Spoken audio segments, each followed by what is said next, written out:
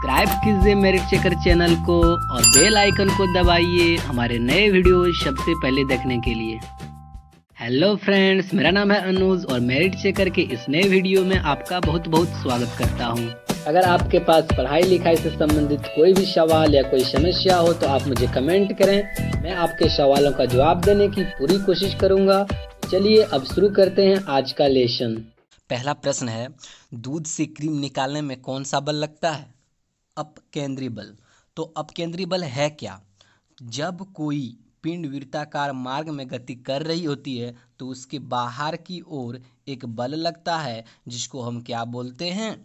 अपकेंद्रीय बल बोलते हैं। और अभी केंद्रीय बल की अगर बात करें तो सेंटर की ओर जो बल लगता है उसको हम अभी केंद्रीय बल बोलते हैं, यानी सेंट्रीपिटल फोर्स बोलते हैं। और यहाँ पे देखते हैं कि दूध से दही बनने में जो जीवाणु काम करता है वो क्या है? लैक्टोबैसिलस। और फर्स्ट फिगर में मैंने यहाँ पे जो गांव घर की महिलाएं हैं कैसे दूध से क्रीम को अलग करती है, मैंने उसको यहाँ पे दिखाने का प्रयास किया है। और सेकेंड जो फिगर है, जो बाजार में उपलब्ध मशीन है जिससे हम दूध से क्रीम को निकाल सकते हैं, वो यहाँ पे मैंने दिखाया है। नेक्स्ट प्रश्न की अगर बात करें, जब एक चल रही वस्तु की गति दोगुनी हो जाती है तो उसकी गतिज ऊर्जा क्या होती है? यानी चौगुनी हो जाएगा। कैसे होगा? तो अगर बोल दे कि 2 गुनी है, 3 गुनी है, 4 गुनी है, कुछ भी अगर प्रश्न रहे तो आपको कुछ करना नहीं है, आपको सिर्फ याद करना है क्या? काइनेटिक एनर्जी जो का फार्मूला जो होता है, यानी गतिज ऊर्जा का जो फार्मूला होता है, क्या होता है? K is equal to 1/2 mv²। जहाँ m क्या है? जहाँ m जो है वहाँ पे हम मास किसमें? kg में लेते हैं और v जो होते हैं वेलोसिटी, जो मीटर पर सेकेंड में लेते हैं। तो यहाँ बोल रहा है क्या? वेलोसिटी को दोगुना कर दिया जाए, यानी गति को दोगुना कर दिया जाए। तो हम देख रहे हैं कि यहाँ वेलोसिटी जो है वो यहाँ पे v² है, यानी 2 गुना का 2 का स्क्वायर कितना हो जाएगा? 4। अगर बोल दिया 3 गुनी कर दे तो 3 का स्क्वायर कितना हो जाएगा? 9। तो इस तरह का आपको प्रश्न एग्जाम में पूछ सकते हैं। तो चलते हैं थोड़ा पोटेंशियल एनर्जी के बारे में जान लेते हैं। पोटेंशियल एनर्जी क्या है, यानी स्थितिज ऊर्जा क्या है? स्थितिज ऊर्जा का जो किसी स्थिति के कारण जो ऊर्जा उत्पन्न होती है उसे स्थितिज ऊर्जा कहते हैं। और स्थितिज ऊर्जा का जो फार्मूला होता है, क्या होता है यहाँ पे? mgh, जहाँ m जो है मास है, g जो होते हैं ग्रेविटेशनल एक्सेलरेशन जिसका मान होता है 9.8 पर मीटर स्क्वायर, h जो होता है वहाँ पे हाइट होता है। और काइनेटिक एनर्जी किसे कहते हैं? किसी गति के कारण जो ऊर्जा उत्पन्न होती है उसे गतिज ऊर्जा कहते हैं। नेक्स्ट प्रश्न की अगर बात करें हम, तो लोलक घड़ियां गर्मियों में क्यों सुस्त हो जाती है? क्या वजह है कि गर्मी में जो होता है लोलक की घड़ियां एकदम सुस्त हो जाती है? तो सबसे पहले जानते हैं कि लोलक है क्या। तो सबसे पहले हम एक दीवार में एक डोरी से जो है किसी मतलब कि कोई छोटा सा पिंड हम लटका देंगे तो उसी को क्या कहते हैं? लोलक बोलते हैं। जैसे हम यहाँ पे मैंने आपको दिखाने का प्रयास किया। और लोलक का जो टाइम होता है, आवर्तकाल जो होता है, टाइम पीरियड जो होता है वो क्या होता है? T is equal to 2π√L/g। और यहाँ पे जो है टाइम जो होते हैं किस पे डिपेंड करता है? लंबाई पे। आप देख पा रहे हैं कि लंबाई पे डिपेंड करता है और जी यानी यहाँ पे गुरुत्वीय त्वरण पे डिपेंड करता है। यही दोनों पे, ना कि आयाम पे। आयाम से कोई मतलब है ही नहीं, क्योंकि यहाँ पे हम देख पा रहे हैं ये जो फार्मूला है, यहाँ पे भी फार्मूला है कि T is equal to 2π√L/g, यानी लंबाई, लोलक की लंबाई और गुरुत्वीय त्वरण पे डिपेंड करता है। इसलिए क्या होता है? लंबाई की बढ़ जाने के कारण से वो क्या होगा? अगर लंबाई बढ़ेगा तो क्या होगा? T भी बढ़ेगा। लंबाई अगर बढ़ जाएगा, जैसे यहाँ पे हम देखें लंबाई अगर बढ़ा तो यहाँ भी T बढ़ जाएगा। तो ये सब जो होते हैं एल और जी पे डिपेंड करता है। नेक्स्ट प्रश्न की ओर चलते हैं। सबसे अधिक सनयता किसमें होती है? तो सनयता जो होता है वो क्या होता है? द्रवों का गुण है। किसका? द्रव का गुण है। तो और सनयता मतलब होता है क्या? गाढ़ापन। और यहाँ पे मैंने शहद लिया है और यहाँ पे मैंने ग्लिसरीन लिया है और इसकी तुलना मैंने क्या किससे किया है? पानी, यानी इसकी तुलना मैंने वाटर से की है। सब देखते हैं कि वाटर की तुलना में ये दोनों जो है, वाटर की तुलना में ग्लिसरीन और शहद जो है ज़्यादा सनयता होता है ये दोनों का। क्योंकि अगर हम एक गिलास में शहद ले लें और दूसरे गिलास में हम वाटर ले लें और दोनों के हिला के छोड़ दें तो सबसे पहले जो होते हैं स्थिर शहद हो जाएगा, यानी शहद की जो है सनयता ज़्यादा होती है वाटर की तुलना में और ग्लिसरीन की भी ज़्यादा होती है। तो स्नायुता किससे है? स्नायुता जो है द्रवों का गुण है, लेकिन स्नायुता मतलब होता क्या है? गाढ़ापन। जो जितना गाढ़ापन हुआ उसका स्नायुता उतनी ही अधिक होगी। नेक्स्ट प्रश्न की अगर बात करें तो श्रव्य परिसर में ध्वनि तरंगों की आवृत्ति क्या होती है? तो ऑडिबल ध्वनि जिसको हम सुन सकते हैं, हमारे सुनने की जो क्षमता कितना से कितना हर्ज है, तो वो है 20 हर्ज से 20,000 हर्ज तक। जैसे हम यहाँ पे देख पा रहे हैं कि 20,000 से लेके यहाँ तक 20 kHz वही हुआ, 20,000 हर्ज ही हुआ। इसको लिखने का तरीका है यहाँ पे। तो यहाँ पे देख पा रहे हैं कि हम ऑडिबल ध्वनि 20,000 से 20,000 हर्ज तक बीच में होता है। अल्ट्रा वायलेट साउंड जो होते हैं वो क्या होता है? 20,000 से ज़्यादा होता है। जैसे हम यहाँ पे देख पा रहे हैं 20,000 HZ से हर्ज से ज़्यादा होता है, और 20 हर्ज से जो कम होता है वो इंफ्रा साउंड होता है। और इसमें जो होते हैं क्या, अल्ट्रा साउंड की अगर बात करें तो ये क्या होता है? चमगादड़, कुत्ता, बिल्ली, ये सब सुन सकता। और यहाँ पे इंफ्रा साउंड की अगर बात करें तो आप देख पा रहे हैं कि यहाँ पे हाथी जो होते हैं 20 हर्ज से कम की ध्वनि भी सुनती है। ठीक है। नेक्स्ट प्रश्न की अगर बात करें तो बैरोमीटर का पाठ्यक्रम जब अचानक नीचे गिर जाता है तो क्या होता है? तो यहाँ पे हम जानते हैं कि बैरोमीटर जो होते हैं 3 कंडीशन होता है। बैरोमीटर को अचानक गिर जाने से, यानी बैरोमीटर में 3 कंडीशन होता है। मैं एक एक करके तीनों कंडीशन बताता हूँ। सबसे पहले जो प्रश्न है, जब अचानक गिर जाता है तो क्या होता है? तो आंधी और तूफान आने की संभावना होता है। ठीक है। जब बैरोमीटर अचानक नीचे गिर जाता है, यहाँ ऊपर था अचानक नीचे गिर गया, तो क्या हुआ? आंधी और तूफान आने की संभावना। जब धीरे धीरे वो नीचे गिरता है, जब धीरे धीरे नीचे गिरता है तो वर्षा होने की संभावना होती है। जैसे यहाँ पे सेकेंड ऑप्शन में मैंने लिया है। और जब धीरे धीरे ऊपर चढ़ता है, जब धीरे धीरे क्या होता है? ऊपर चढ़ने लगता है, तो मौसम क्या होता है? साफ होने लगता है। तो यहाँ पे बैरोमीटर का 3 कंडीशन था, मैंने आपको तीनों कंडीशन बताया। और यहाँ पे फर्स्ट फिगर में जो होते हैं ये पुराने ज़माने के जो होते हैं बैरोमीटर हैं, और आजकल के जो बैरोमीटर यूज होते हैं वो सेकेंड फिगर में आपको दिखाया है। नेक्स्ट प्रश्न की अगर बात करें तो बल का गुणनफल है क्या है? यानी फोर्स इज इक्वल टू जो होता है मास इनटू एक्सेलरेशन होता है, यानी द्रव्यमान गुने क्या होता है? त्वरण होता है। और यहाँ पे हम क्या करते हैं? मास को किस में दिखाते हैं? केजी से। और एक्सेलरेशन को क्या लिखते हैं? मीटर पर सेकेंड स्क्वायर से लिखते हैं। तो मीटर पर सेकेंड स्क्वायर जब हम लिखते हैं तो यहाँ पे हम क्या हो गया? केजी मीटर पर सेकेंड स्क्वायर हो गया। और यही तो क्या कहलाता है? यही जो कहलाता है न्यूटन कहलाता है। इसी को हम न्यूटन बोलते हैं। नेक्स्ट प्रश्न की अगर बात करें, सोनार जो है, सोनार का अधिकांशतः उपयोग लाया जाता है। सोनार का हम कहाँ उपयोग करते हैं? तो क्या होता है? नौ संचालकों में, यानी नाविक जो समुद्र में जो नाविक होते हैं वो सब इसका यूज करते हैं। तो सबसे पहले जानते हैं कि सोनार का जो होता है फुल फॉर्म क्या होता है? तो साउंड नेविगेशन एंड रैंगिंग। क्या होता है? साउंड नेविगेशन एंड रैंगिंग जो होता है वो सोनार का फुल फॉर्म होता है। और आप देख पा रहे हैं, मैंने यहाँ पे फिगर से भी दिखाया कि समुद्र में जब यहाँ पे एक क्या होता है? ट्रांसमीटर लगा होता है। और जब ये जो होते हैं अल्ट्रा साउंड जब छोड़ते हैं तो क्या होता है? पृथ्वी के नीचे अगर कोई भी वस्तु अगर डूब गई है या फिर कोई वस्तु का पता लगाना है तो ये अल्ट्रासाउंड की वजह से यहाँ से टकराती है, और ये फिर जो होता है रिफ्लेक्ट होकर यहाँ पे एक रिसीवर होता है, यहाँ पे रिसीव करती है। तो अल्ट्रासाउंड जो तो छोड़ती है और यहाँ पे रिफ्लेक्ट होके फिर रिसीवर के पास पहुँचती है। तो इससे पता चलता है कि कौन सा वस्तु वहाँ पे है और कितनी दूरी पे है, वो सोनार के माध्यम से हम पता करते हैं। और सोनार का फुल फॉर्म क्या होता है? Sound navigation and ragging. Next प्रश्न की अगर बात करें तो आकाश का रंग नीला प्रतीत होता है। क्या कारण है कि आकाश का रंग नीला होता है? तो परिकर्णन, यानी जिसको हम स्कैटरिंग बोलते हैं। स्कैटर मतलब होता है छितरा जाना। कोई वस्तु जो होते हैं छितरा जाना, इधर इधर, मतलब पूरा मतलब छितराना एक तरह से होता है स्कैटर। तो चलते फिगर के माध्यम से, मैंने यहाँ फिगर के माध्यम से आपको समझाऊंगा कि सबसे पहले जब सन से जब कोई क्या होता है? इंसिडेंट लाइट आता है। ठीक है।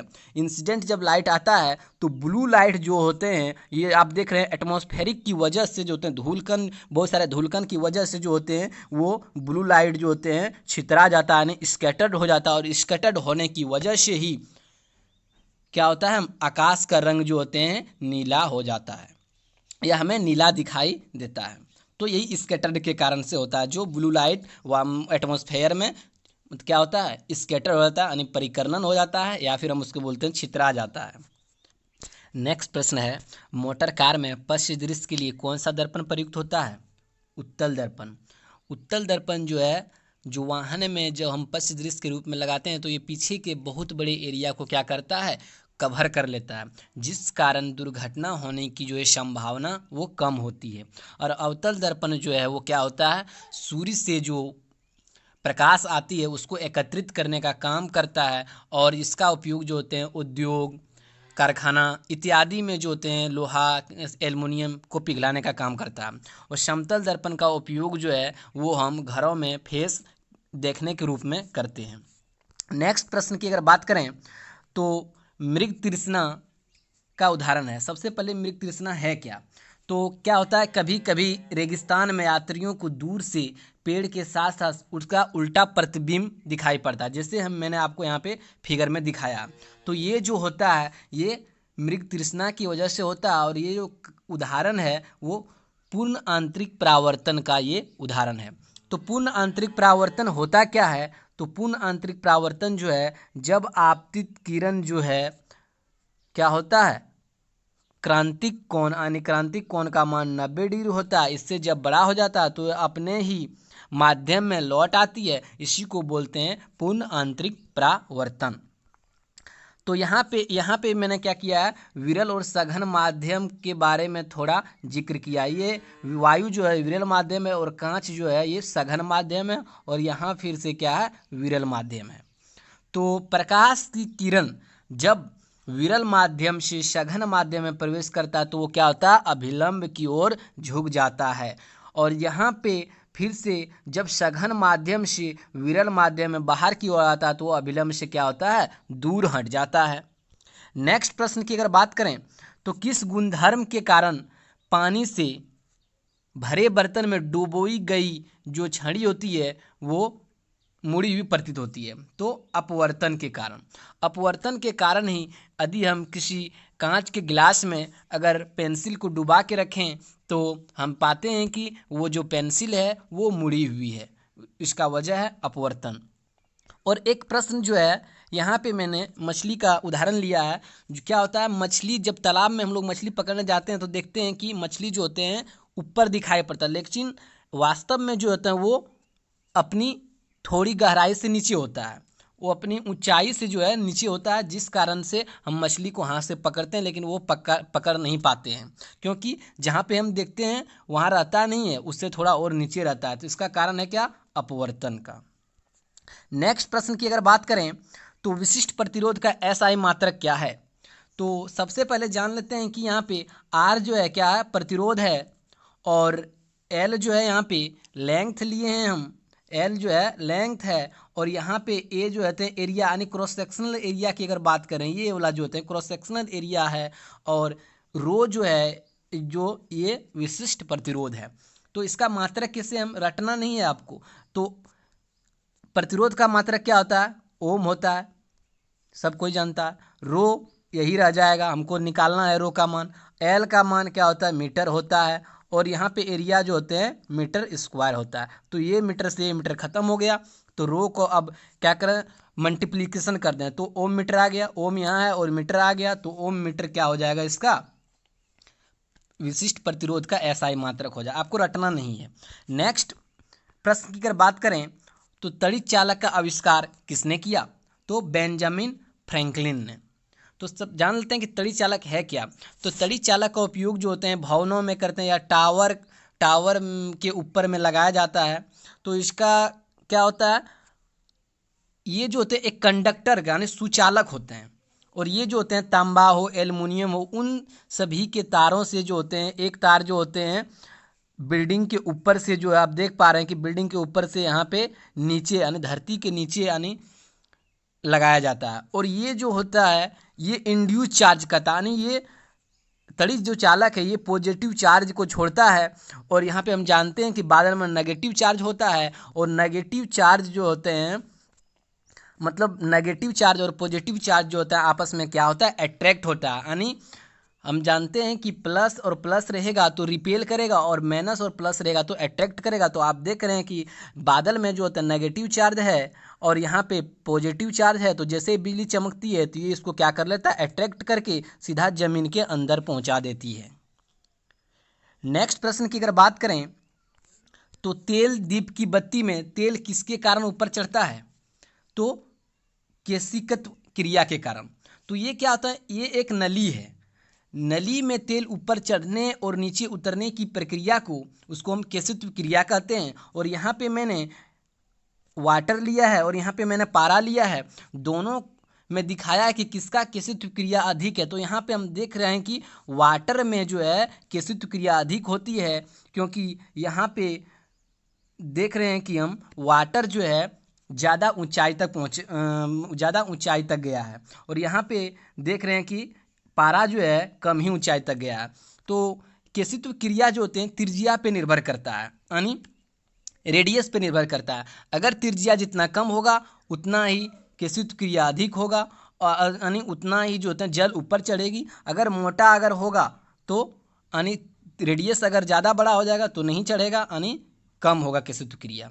नेक्स्ट प्रश्न की अगर बात करें तो कौन सा उपकरण विद्युत ऊर्जा को यांत्रिक ऊर्जा में बदलता है, तो वो क्या है, विद्युत मोटर। आप देख पा रहे हैं कि यहाँ पे मैंने फिगर में आपको दिखाने का प्रयास किया कि विद्युत मोटर जो है वो विद्युत ऊर्जा को यांत्रिक ऊर्जा में बदल देता है। और यहाँ पे मैंने क्या किया, माइक्रोफोन को दिखाने का प्रयास किया। जैसे शादी ब्याह में घरों में जो महिलाएं जो होते हैं गीत जब गाती है तो हम इसका उपयोग करते हैं, हम लोग इसको बोलते हैं माइक, लेकिन ये एक्चुअल में माइक्रोफोन ही है। और ये जो होते हैं जब महिलाएं गीत गाती हैं तो ध्वनि उत्पन्न होता है और उसको किस में कन्वर्ट कर देता है, ये विद्युत ऊर्जा में कन्वर्ट कर देता है, यानी ध्वनि ऊर्जा को माइक्रोफोन विद्युत ऊर्जा में कन्वर्ट कर देता है या बदल देता है।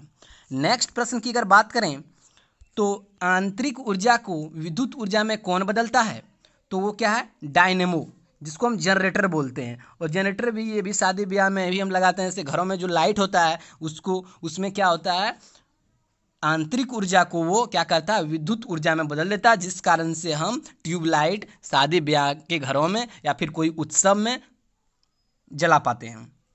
तो ये हो गया डायनेमो। अगर हम सौर सेल की बात करें तो आप देख रहे हैं कि सनलाइट जब सोलर पे पड़ता है और इसको हम क्या करते हैं, इन्वर्टर से कनेक्ट करते हैं और इन्वर्टर के थ्रू हम क्या करते हैं, बल्ब जलाते हैं। यानी सौर सेल क्या करता है, सौर यानी प्रकाश ऊर्जा को क्या करता है, वो विद्युत ऊर्जा में बदल देता है। आपको मैं प्रैक्टिकल के थ्रू दिखाने का प्रयास किया है।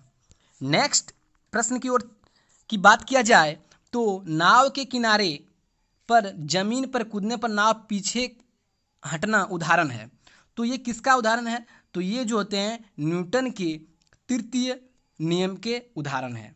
क्यों, क्योंकि हम नाव की ओर जो बल लगा रहे हैं, नाव की ओर हम बल लगा रहे हैं तो नाव भी क्या कर रही है, मेरे तरफ बल लगा रहे हैं, नाव आगे तरफ बल लगा रही है और हम क्या करते हैं, नाव को पीछे धोते हैं। यानी दोनों जो होते हैं बराबर प्रतिक्रिया करती है, जिस कारण से हम कूद सकते हैं आगे की ओर। जब हम जमीन से कूद सकते हैं, नाव से हम जमीन पर कूद सकते हैं, वो तृतीय न्यूटन के तृतीय क्रिया के नियम से। नेक्स्ट प्रश्न की अगर बात किया जाए तो रुकी हुई गाड़ी के अचानक चल पड़ने पर उसमें बैठे यात्री पीछे की ओर झुक जाता है, क्यों, तो इसका क्या कारण है, तो न्यूटन के जो होते हैं प्रथम नियम, न्यूटन के प्रथम नियम के कारण जो होता है, जब कोई गाड़ी जो होते हैं अचानक चल पड़ती है तो हम पीछे की, जैसे फर्स्ट फिगर में आपको दिखाने का प्रयास किया है कि जब कोई गाड़ी स्थिर अवस्था में रहता है और अचानक जब चल पड़ती है तो हम पीछे की ओर झुक जाते हैं। ये न्यूटन के प्रथम नियम का उदाहरण है। और दूसरी फिगर में भी मैंने दिखाने का प्रयास किया है कि जब कोई गाड़ी चल रही होती है और अचानक जब वो ब्रेक मारती है तो हम लोग जो होते हैं आगे की ओर झुक जाते हैं। ऐसा क्यों होता है, तो ऐसा जो होते हैं न्यूटन के प्रथम नियम के द्वारा होता है। न्यूटन का प्रथम नियम है क्या, कोई गति कर रही हो तो वस्तु जो होते हैं वो तब तक विराम अवस्था में रहती है या गति कर रही होती है जब तक कि उस पर हम बाह्य बल नहीं लगाएं। ये जो होते हैं न्यूटन के प्रथम नियम हैं। नेक्स्ट प्रश्न की अगर बात करें तो न्यूटन के प्रथम नियम को किस नियम से जाना जाता है, तो न्यूटन के प्रथम नियम को हम क्या करते हैं, जड़त्व के नियम से जानते हैं। न्यूटन के प्रथम नियम को हम जड़त्व का नियम भी कहते हैं। नेक्स्ट प्रश्न की अगर बात करें तो विश्व स्वास्थ्य संगठन WHO के अनुसार कितना डेसिबल ध्वनि मानव के लिए सर्वोत्तम है, मतलब उसके अनुसार जो होता है कितना ध्वनि जो होते हैं डेसिबल ध्वनि हमको सुनने के लिए सर्वोत्तम होता है, तो वो 45 डेसिबल ध्वनि जो होते हैं मानव के लिए एक तरह से लाभदायक है। यानी इतना 45 डेसिबल ध्वनि सुनने से मानव का कोई हानि नहीं होता, लेकिन वही 75 डेसिबल ध्वनि सुनने से मनुष्य जो होते हैं के लिए हानिकारक साबित हो सकता है। तो WHO का सबसे पहले फुल फॉर्म जान लेते हैं क्या होता है, वर्ल्ड हेल्थ ऑर्गेनाइजेशन। और इसका जो होता है हेड क्वार्टर कहाँ होता है, जेनोवा में। और जेनोवा जो होते हैं वो स्विट्जरलैंड का, जैसे मैंने यहाँ पर दिखाने का प्रयास किया है कि स्विट्जरलैंड का एक शहर है जेनोवा। और स्विट्जरलैंड की अगर राजधानी की बात करें तो क्या होता है, उसका बर्न राजधानी है। और अगर स्विट्जरलैंड का मुद्रा की अगर बात करें तो क्या है, फ्रैंक। क्या है, मुद्रा जो होते हैं फ्रैंक है वहाँ का, ठीक है। और यहाँ पे थोड़ा सा बात कर लेते हैं कि एशिया जो महाद्वीप है, सबसे बड़ा महाद्वीप एशिया है। उसके बाद क्या आता है, अफ्रीका आता है। उसके बाद क्या आता है, उत्तरी अमेरिका। उसके बाद दक्षिणी अमेरिका। उसके बाद अंटार्कटिका। अंटार्कटिका में क्या होता है, 99% जो होता है वहाँ पे बर्फ से ढका हुआ होता है। उसके बाद आता है यूरोप, ठीक है, यहाँ पे कटा हुआ भाग रहता है। इसके बाद आता है ये यूरोप हो गया पूरा सा। और उसके बाद इस जगह पे यहाँ पे ढका हुआ है, लेकिन यहाँ पे जो है ऑस्ट्रेलिया है। तो ये है महाद्वीप। इतनी एक ही प्रश्न में मैंने इतना क्वेश्चन कराया आपको। नेक्स्ट प्रश्न की अगर बात करें तो जब ध्वनि एक माध्यम से दूसरे माध्यम में जाती है तो क्या नहीं बदलती है, तो उसकी जो होते हैं आवृत्ति नहीं बदलती है। तो सबसे पहले जान लेते हैं कि आवृत्ति है क्या। जब कोई, ठीक है, कोई आवृत्ति यानी घटना जब बार बार दोहराई जाए, या फिर हम बोल सकते हैं इकाई समय में जितनी बार घटित होती है उस घटना को हम क्या करते हैं, आवृत्ति कहते हैं। तो आप देख पा रहे हैं कि मैंने यहाँ पे आवृत्ति दिखाने का प्रयास किया दोनों में। तो इसका जो होते हैं सबसे ज़्यादा आवृत्ति सेकंड का है और फर्स्ट का आवृत्ति कम है, क्योंकि सबसे ज़्यादा जो होते हैं कंपन कौन किया है, सबसे ज़्यादा जो होते हैं कंपन सेकेंड वाला किया, ना कि फर्स्ट वाला किया है। आवर्तकाल क्या है, एक कंपन पूरा करने में जितना समय लगता है उसको हम क्या कहते हैं, आवर्तकाल कहते हैं, यानी टाइम पीरियड करते हैं। और आवर्तकाल बराबर होता है 1/, आवृत्ति यानी T = जो होता है 1/f यानी फ्रीक्वेंसी। नेक्स्ट प्रश्न की अगर बात करें तो पृथ्वी का वायुमंडल किस विधि के कारण गर्म होता है, तो वो होता है संवहन विधि के कारण। तो संवहन विधि है क्या, और चालन विधि और विकिरण, ये तीनों आपको मैं फिगर से बताऊंगा। तो सबसे पहले चलते हैं कि जब हम हीटर चालू करके कोई बर्तन से पानी गर्म कर रहे होते हैं तो क्या होता है, रेडिएशन के थ्रू जो होते हैं बर्तन गर्म होता है। आप देख रहे हैं कि रेडिएशन के थ्रू क्या होता है, बर्तन गर्म हो रहा है। और जो पानी जो गर्म होता है, पानी क्या होता है, पानी यहाँ का मॉलिक्यूल जो होता है गर्म होता है, ये ऊपर उठ जाता है। और यहाँ का जो ठंडा मॉलिक्यूल होता है इसके जगह आ जाता है। यानी गर्म होने के कारण जब संवहन का एक और उदाहरण लेते हैं, जब गर्मियों के दिन में क्या होता है, गर्म हवाएं चलती है। तो गर्म हवाएं जब ऊपर उठती है तो उसके नीचे क्या होता है, ठंडी हवाएं आ जाती है। और फिर ठंडी हवाएं गर्म होती है तो फिर ऊपर जाती है, फिर उसके यानी ये प्रक्रिया चलती रहती है। इसी को हम क्या कहते हैं, संवहन विधि कहते हैं। जैसे यहाँ का मॉलिक्यूल गर्म हुआ तो ये ऊपर उठा, फिर ठंडा मॉलिक्यूल इसके जगह आ गया, फिर ये ऊपर उठा, फिर ये प्रक्रिया चलती रहती है। इसी को हम संवहन विधि कहते हैं। और चालन विधि जो होते हैं ठोसों में होता है। चालन विधि क्या है, बर्तन के थ्रू जो होते हैं इसको गर्म कर रहे हैं, लेकिन ये पार्ट भी अपने आप गर्म हो रहा है। तो क्या होता है, एक पार्ट से दूसरे पार्ट में ऊष्मा का स्थानांतरण होना, यानी ऊष्मा का एक जगह से दूसरे जगह ट्रांसफर हो जाना अपने आप से, तो उसको हम चालन विधि कहते हैं। नेक्स्ट प्रश्न की अगर बात करें तो जल का घनत्व सबसे अधिक होता है। तो सबसे अधिक जो होता है जल का घनत्व 4 डिग्री पे होता है, लेकिन 0 से 4 डिग्री पर जल का आयतन क्या होता है, घट जाता है। 0 से 4 डिग्री पर जल का आयतन घटता है, जबकि 4 डिग्री सेल्सियस पे जो होते हैं 4 डिग्री पे क्या होता है, जल का घनत्व सबसे अधिक होता है। और यहाँ पे मैंने क्या किया है, सॉलिड, लिक्विड और गैस को दिखाने का प्रयास किया है कि सॉलिड का जो पार्टिकल होता है, जो सॉलिड का अणु होता है वो हमेशा पास रहता है, वो एक दूसरे से जुड़े होता है। जबकि लिक्विड में थोड़ा अलग अलग उसके अणु होते हैं। और गैस में जो होते हैं एक बहुत दूर दूर होता है, एक यहाँ तो दूसरा यहाँ, दूसरा यहाँ। गैस में जो होते हैं अणु दूर दूर होता है। और ठोस में क्या होता है, ठोसों में जो होते हैं आयतन और आकार, इसका क्या होता है, ठोस का आयतन और आकार निश्चित होता है, और लिक्विड का जो होता है आयतन निश्चित होता है लेकिन इसका आकार क्या होता है, और निश्चित होता है। इसको जिस ही बर्तन में रखते हैं उसी आकार का हो जाता है। और गैस का ना तो आकार और ना तो आयतन निश्चित होता है।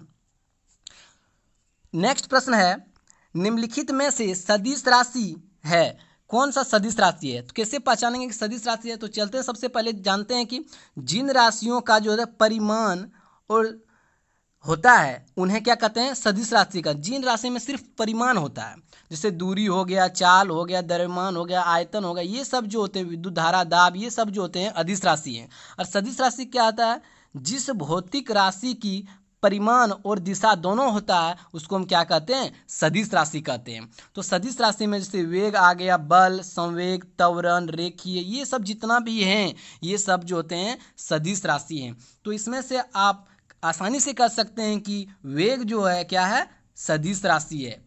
आप लोगों के लिए अभ्यास प्रश्न है, प्रकाश तरंग किस प्रकार की तरंग है? अनुप्रस्थ तरंग, अनुदैर्ध्य तरंग, या दोनों, या इनमें से कोई नहीं? आप मुझे कमेंट करके ज़रूर बताएं। जिनका भी उत्तर सही होगा उनका नाम अगले वीडियो में घोषणा की जाएगी।